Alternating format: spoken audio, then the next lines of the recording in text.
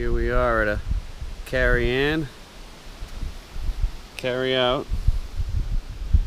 Nice little place. Just so happens they showed up just as I got here. The owner's daughter, very nice. Said make myself at home.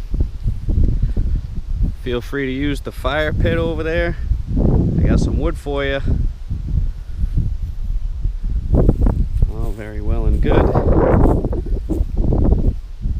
After my rollover and subsequent 10-foot fall over a waterfall, I am drying everything out, including my phone.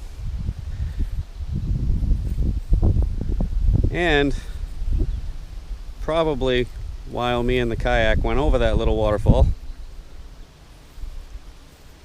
I got a dent in the boat with a little leak. So I patched it up. Electrical tape, duct tape over it. Inside, outside. Here's my cool tent. Getting ready to chill out, relax. Keep an eye on the scenery. Maybe hang out with some locals. Sure they'll be back for their boots. And I'll be back at it again tomorrow. Peace out.